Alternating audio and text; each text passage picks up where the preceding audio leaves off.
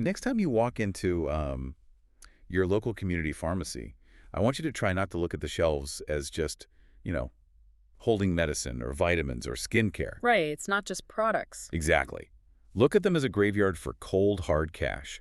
I mean, tens, sometimes hundreds of thousands of dollars just sitting completely still, trapped inside cardboard boxes. It's wild when you think about it that way. It really is. Yeah. Because that inventory is honestly one of the heaviest financial anchors a business can carry. Oh, absolutely. It completely reframes the whole retail experience. Like, when you see a fully stocked shelf, you're actually looking at a massive deployment of working capital. Yeah. And in a really high-stakes, cash-intensive environment like a pharmacy, the physical flow of those boxes literally dictates whether the business thrives or, well, suffocates. And suffocating is exactly what we're going to talk about today. Welcome to today's deep dive. We're pulling apart the mechanics of that suffocation and, more importantly, how to actually reverse it. So our source material today is a script called Alchemy of the Shelf, Turning Pharmacy Inventory into Cash Flow. It was put together by Trinity Accounting Practice. Which is a great resource. Oh, it's fantastic. Now, it's aimed specifically at Australian pharmacy owners who are navigating the end of the financial year. But listen, the underlying principles here, they are totally universal. Completely. You don't have to be a pharmacist to get this. Exactly. We are extracting a masterclass in cash flow, working capital, and business growth that translates to almost any enterprise you might be running or, analyzing. Because the foundational lesson here is distinguishing between apparent success and actual liquidity. Right. I mean, you can have a business that looks incredibly successful to the public, and it even looks successful on its own profit and loss statement, yet it's completely starved of cash. Yeah, your accountant's telling you you're making money, but your bank account is empty. Exactly. And to understand how that happens, we really have to look at the unique pressures that trap the capital in the first place. So let's break that down, because a pharmacy isn't your standard retail operation, right? Like, you don't simply buy a widget, mark it up, and sell it to the customer. No, not at all. The cash flow gets distorted immediately by this massive bureaucratic drag. In Australia, a huge majority of a pharmacy's revenue flows through the Pharmaceutical Benefits Scheme, the PBS. Which creates a severe timing gap. Okay, walk us through that. How does that gap actually work? Well, the pharmacy orders a medication, and they pay the wholesale cost up front. They front the cash, but when the patient walks in to fill their prescription, they only pay a tiny fraction of that cost. Right, the copayment. Exactly, just a small copay. The bulk of the revenue, the actual subsidy that makes the wholesale profitable, that has to be claimed back from the government. I was reading this and it hit me. It's exactly like being the one person who puts a massive group dinner on your credit card just to get the reward points. Oh, that is a perfect way to describe it. Right. Because you pay the restaurant right then and there. But then you're just sitting around waiting for like 30 different friends to Venmo you back over the next few weeks. Yep. And if you look at your personal P&L, you bought a huge dinner, you got all these points, you technically hold all these IOUs, so you look like a total high roller, but your actual checking account is completely empty. It's zero. Yeah, and that gap between the transaction and the actual cash collection, that is where businesses die. Wow. Because your P&L records the revenue the exact moment the patient takes the medicine. Your accountant says, hey, you made a profit today. But the cash from the government, that might take 30 or 60 days to actually clear the bureaucratic auditing and batch processing system. Just waiting for the government wheels to turn. Right. So finally it hits your bank account weeks later. You are technically profitable on paper, but you literally lack the liquidity to pay your own staff next week. Man, that is stressful. So the timing gap delays the cash. But surely, that wouldn't be fatal if the inventory itself was just cheap, right? The real pressure cooker must be the actual cost of the boxes sitting on the shelf. Oh, definitely. Because we aren't just talking about, $10 boxes of paracetamol here. No, we are talking about highly specialized medications. A single pack can cost thousands of dollars at wholesale. Thousands. For one box. One box. And this is the second trap. A community pharmacy inherently wants to serve its patients, right? They care. Yeah, of course. So an owner might decide to keep a few of these really high-cost drugs on the shelf as, just-in-case stock. Anticipating that a regular patient might walk in and need it immediately. Exactly, which is great for the patient. But from a working capital perspective. It's a disaster. You've just taken $3,000 of your own cash and essentially glued it to a shelf for an indefinite period of time. Yeah, it's just sitting there. Yielding absolutely zero return. And here's the third trap. Unlike a hardware store, where, say, a box of nails can sit on a shelf for a decade and still be perfectly sellable. Right. A nail doesn't go bad. Exactly. But pharmacy inventory is actively depreciating. It is racing against an expiry clock. The literal expiration date stamped on the bottom of the box. Yes. I mean, front-of-shop items, vitamins, specialized fridge stock, they all have a ticking timer. Like, if standard retail stock in a clothing store doesn't sell, it's just slow-moving, right? You can mark it down 80%, and eventually someone will buy that ugly sweater. But in a pharmacy, when that expiration date hits, the value of the inventory goes to zero. Instantly. Oof, gone. It actually becomes a regulatory hazard. It legally has to be thrown in the bin. Oh, man. So the cash you paid up front to the wholesaler, which you were already waiting on the government to reimburse you for, has now completely evaporated. That is a brutal combo. You have a timing gap delaying your cash. Yep. You have high-cost drugs concentrating your cash. And then the expiry clock is just threatening to destroy it entirely. Yeah. It's a perfect storm. Okay, so if the clock is always ticking and cash is constantly getting trapped, managing a physical business like this just becomes an exercise in velocity. We need a way to measure how fast we can get the box off the shelf before it expires or, bankrupts the operation. Right. And the source material points to the ultimate metric for this, which is stock turn. Stock turn. It is your cash velocity speedometer. Mathematically, it's just the cost of goods sold divided by your average inventory at cost. Okay. But conceptually, it tells you how many times a year you sell through and completely replace your entire inventory. Okay, let's unpack this. Let's ground this in the real world. If two identical businesses are doing the exact same amount of annual sales, but one has a high stock turn and the other has a low stock turn, what does that actually look like for the owners? Okay, let's say Pharmacy A turns its stock 6 times a year, while Pharmacy B turns its stock only 3 times a year. Because Pharmacy A is recycling its inventory dollars twice as fast, it only needs roughly half the amount of cash tied up on the shelves to generate the exact same revenue as Pharmacy B. Oh, wow. So they're doing the exact same volume of trade, but Pharmacy A just has tens of thousands of dollars sitting in a liquid bank account instead of sitting in cardboard boxes. Exactly. And that freed up cash is the buffer that absorbs the government's delayed PBS payments. Right, the Venmo delay. Yes. It is the capital you use to weather a slow month or invest in a new product line without having to take out a high-interest bank loan. But wait, if I'm looking at my own stock turn, my instinct is to just pull the overall inventory value and divide it by my total sales. And that's what a lot of people do. But if I have a front-of-shop item, say, like a really popular lip balm or a seasonal cold medicine that sells relentlessly and turns 20 times a year, won't that mathematically drag my store average way up? Yep. It seems like a few high-performing items could easily mask a whole back aisle of dusty knee braces and obscure shampoos that haven't sold since, like, 2019. What's fascinating here is that you are hitting on the single biggest illusion in inventory management. The blended average? The blended average actively lies to you. That lip balm is absolutely subsidizing the knee braces on your spreadsheet. Hiding the dead weight. Completely. The Trinity Accounting source data specifically calls this out. Your fast-moving consumer goods might turn 15 to 20 times a year. Right. Your vitamins might turn 4 times.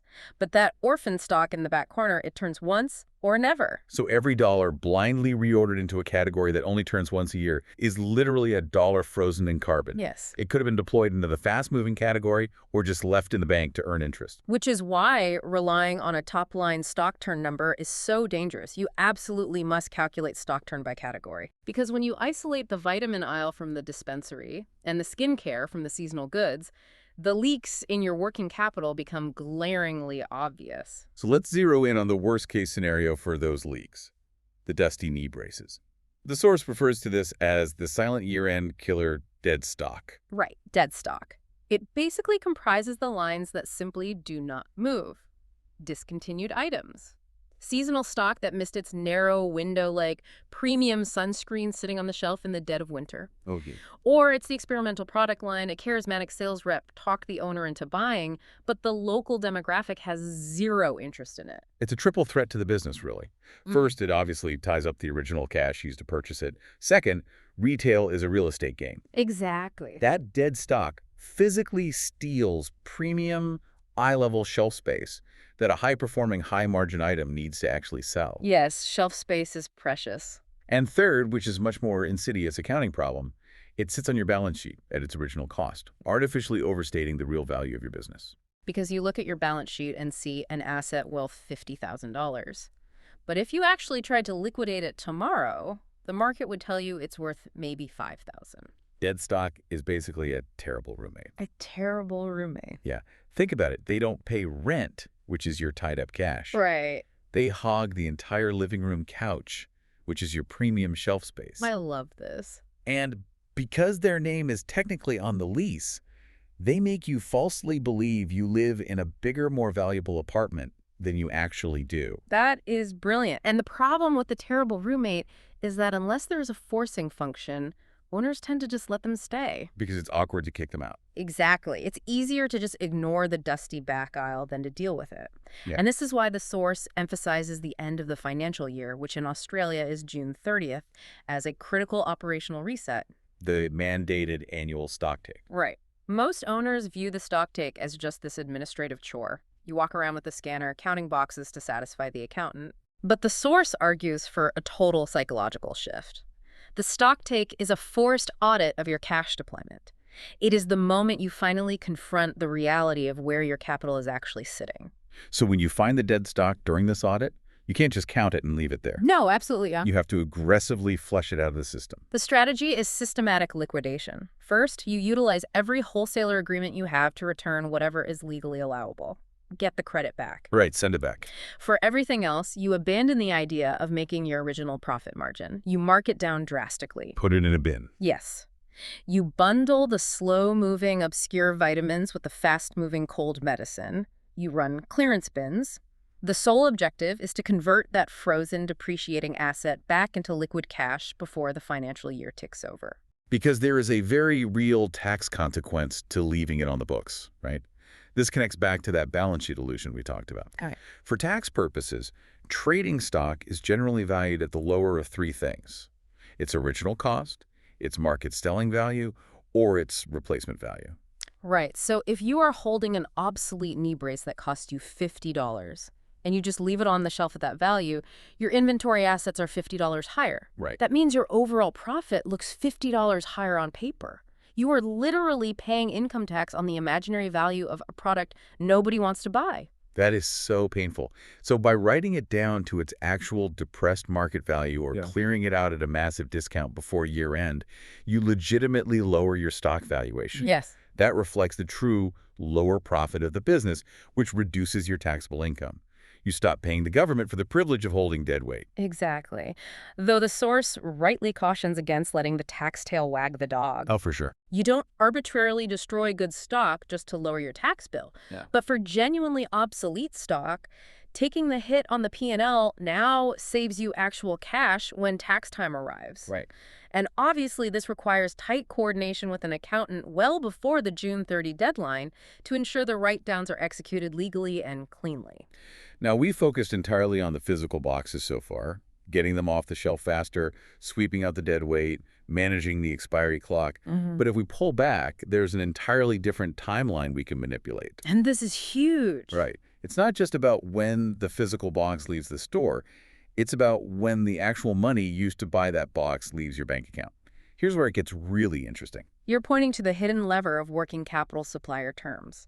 This is where you manipulate the paper trail itself. Okay, so if I'm looking at the paper trail of an order, my instinct is just to pay the supplier immediately when the invoice arrives.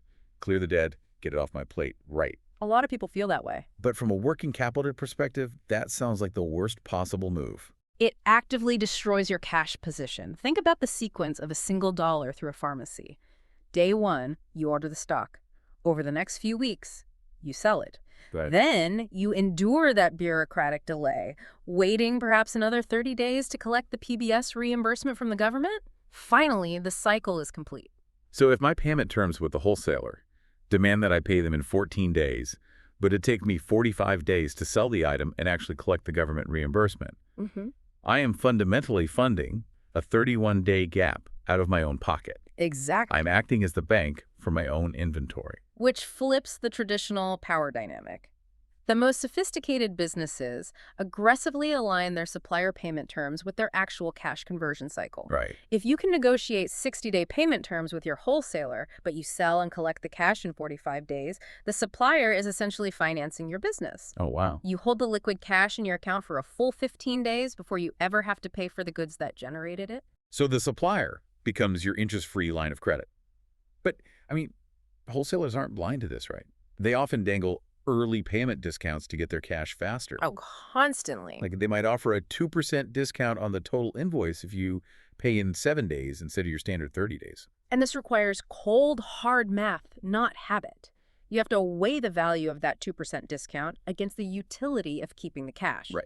A 2% guaranteed return for paying 23 days early is, annualized, an incredible rate of return. Right. If you have the surplus cash just sitting in a low-interest checking account, you absolutely take the discount. But if taking that discount means you drain your operational cash, and suddenly you have to draw down a business line of credit at a 10% interest rate just to make payroll the following week, Yes. that 2% savings just became a massive net loss. Exactly. The cost of capital dictates the decision.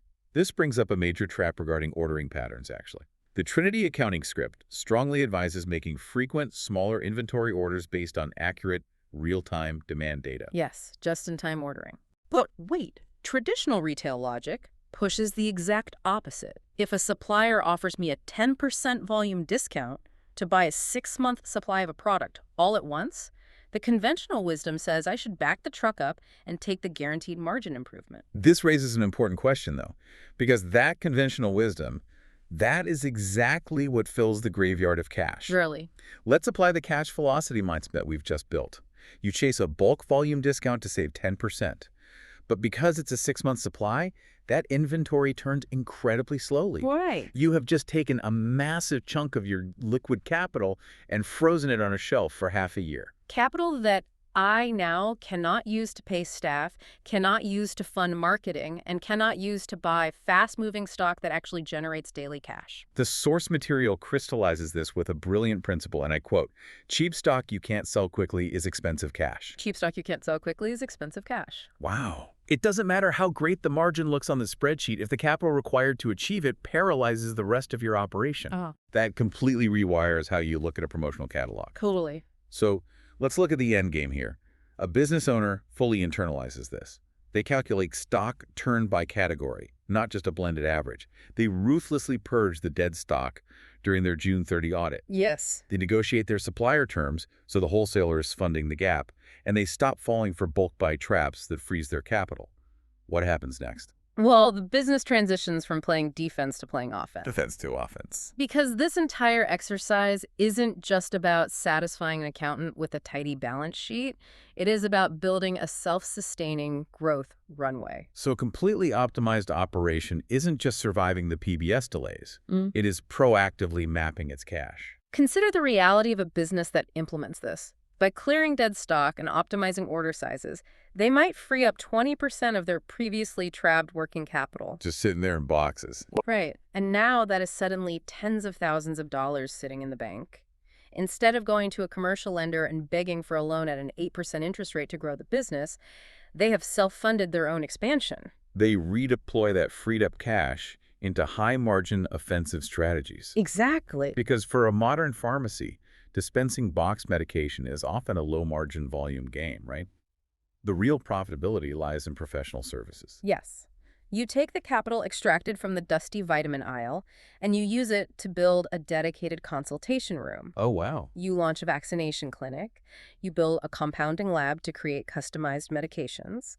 You invest in sleep apnea testing or specialized health checks. You transition from selling a depreciating physical commodity to selling a high-margin professional service. Yes. The businesses that scale without drowning in crippling debt are the ones that mastered their working capital first. They didn't grow and just hoped the cash would follow. Exactly. They actively excavated the cash from their own shelves in order to fund the growth. And the blueprint provided by Trinity Accounting Practice turns this philosophy into a repeatable system. Right. It starts with the accurate, category-by-category stock take. It moves to calculating true velocity and aggressively writing off the obsolete deadweight. It requires renegotiating the supply chain terms to protect your own liquidity. Yeah. And finally, it demands setting strict inventory targets for the next year, putting hard caps on high-cost drug holdings and establishing expiry management routines so that write-offs are never a surprise again. So what does this all mean? Really, it requires a profound mindset shift. You can no longer treat inventory as something that passively happens to the business. Like the delivery truck arrives, the shelves fill up, customers occasionally buy things, and you reorder. Right, no more autopilot. You have to view every single box on that shelf as a deliberate deployment of your personal wealth. You manage that physical inventory as tightly and ruthlessly as a hedge fund manager manages a stock portfolio. Because that is the discipline that separates enduring enterprises from fleeting ones. Cash velocity is the underlying heartbeat of the operation. Whether you are running a sprawling community pharmacy, managing the supply chain for a tech hardware startup, or, honestly, just trying to optimize your own household budget. Yeah, it applies everywhere. Understanding how money moves is everything. Getting the cash in efficiently, holding only the strictly necessary amount of inventory, and ruthlessly purging the dead weight. That is the foundation that allows any endeavor to grow on its own steam. And while the mechanics we've discussed are deeply rooted in physical logistics, boxes, shelves, and literal expiration dates, the core philosophy extends much further. I'd challenge you to apply this exact same inventory stock turn mindset to your intangible assets. The non-physical inventory we all carry around. Yes, look at your own professional life and your personal deployment of capital. Are you holding on to dead stock in the form of outdated skills or certifications that you spent years acquiring but no longer apply to your current industry? Oh, that's a great point. Or what about the software subscriptions and automated payments draining your monthly cash flow for tools you haven't opened in 6 months? Or legacy projects that take up massive amounts of mental shelf space. Like they look great on your resume, your personal balance sheet, and they make you feel valuable, but they aren't actually generating any real forward momentum or growth for you right now. It's your personal obsolete inventory. If you were forced to do a year-end audit of your own mental and professional stock, what would you find? Whoa. If you had to ruthlessly clear out that dead weight to free up cognitive and financial capital for new growth, what would you put on the markdown table today? A phenomenal question to leave on. Thank you for joining us on this deep dive. Take a hard look at your shelves, both the physical ones in your business and the intangible ones in your life. Kick out the terrible roommates, clear out the dead stock, and we will catch you on the next one.